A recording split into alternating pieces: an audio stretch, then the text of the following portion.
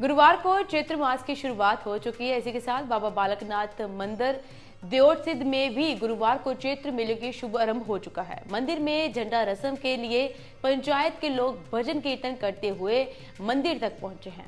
देओट सिद्ध पंचायत के लोगों को बाबा बालकनाथ का वंशज भी माना जाता है।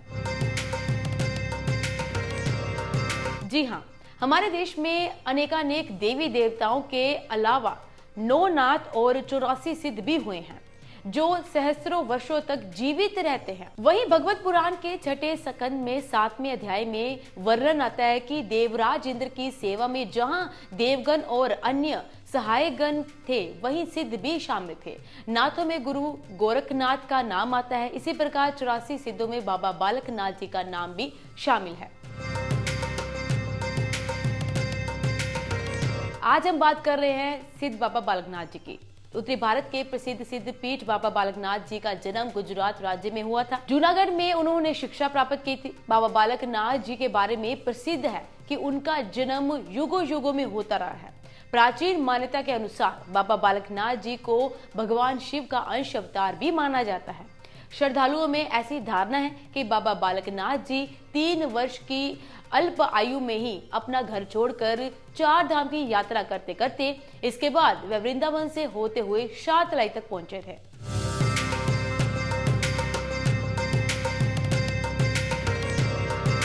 वहीं शातलाई पहुंचने पर उन्होंने मां रत्नों के घर पर रहना शुरू कर दिया। रत्नों के घर पर रहते हुए बाबा जी ने उनकी गांव को चराना शुरू कर दिया जंगलों में और तपस्या करते रहे। दावा है कि 12 वर्षों तक उन्होंने शातलाई में तपस्या की। एक दिन जंगल में चरते चरते गायें जमींदारों के खेतों तक पहुंच गई और उनकी गेहूं की फसल को काफी नुकसान पहुंचाया। जमींदार फसल नुकसान की भरमाई को लेकर मां रत्नों के पास पहुंचे और उन्हें काफी भरा बुला बोला। मां रत्नों गुस्से में आकर बाबा बालकनाथ के पास पहुंची और उन्होंने बाबा बालकनाथ को काफी खरी खोटी सुनाई।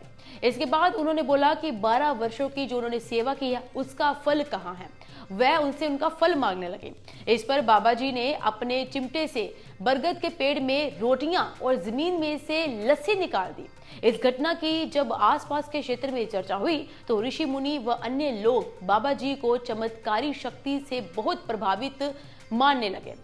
गुरु गोरखनाथ जी को जब ये ज्ञात हुआ कि एक बालक बहुत ही चमत्कारी शक्ति वाला है तो उन्होंने बाबा बालकनाथ जी को अपना चेला बनाना चाहा, परंतु बाबा जी के इनकार करने पर गोरखनाथ को बहुत गुस्सा आ गया और वो क्रोधित हो गए। जब गोरखनाथ ने उन्हें जबरदस्ती अपना चेला बनाना चाहा तो बाबा जी शातलाई से मोर पर सवार होकर गोलगिरी के पर्वत तक जा पहुंच गए, जहां आजकल बाबा जी की पवित्र सुंदर गुफा है। मंदिर के मुख्य द्वार से प्रवेश करते ही अखंड धूना सबको आकर्षित करता है। ये धूना बाबा बालकनाथ जी का तेज स्थल होने के कारण भक्तों की असीम श्रद्धा का केंद्र भी है। धूने के पास ही बाबा जी का पुरातन चिमटा भी मौजूद है।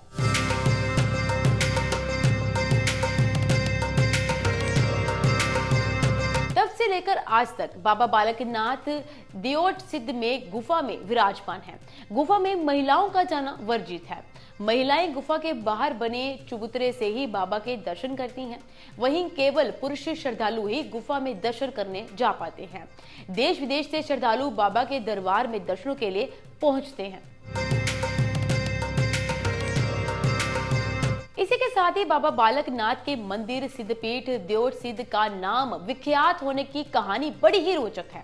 लोक कथाओं के अनुसार जब बाबा बालकनाथ गोलगिरी पहुंचे तो यहाँ पर गुफा में देओट नाम का राक्षस निवास करता था। बाबा बालकनाथ ने राक्षस से गुफा खाली करने को कहा तो राक्षस ने अपनी शर्तें रखी थी।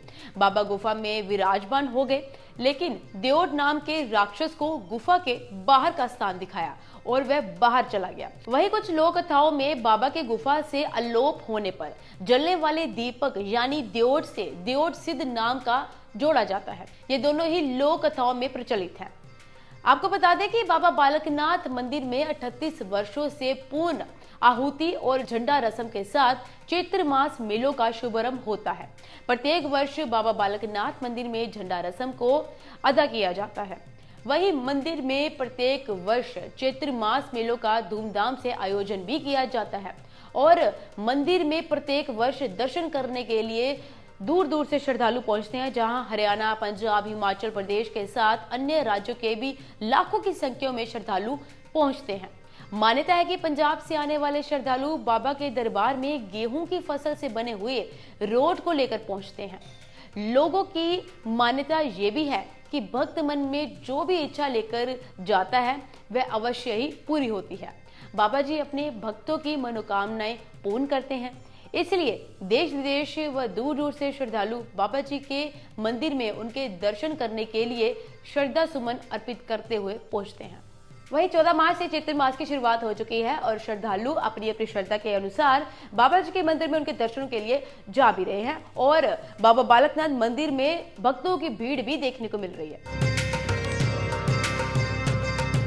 तो आज के प्रोग्राम में इतना ही, और अपडेट्स के साथ जुड़े रहने के लिए आप बने रहिए वंदे भारत 24 के साथ। फिलहाल के लिए सुरभि को दीजिए इजाजत। आप सबका बहुत बहुत धन्यवाद।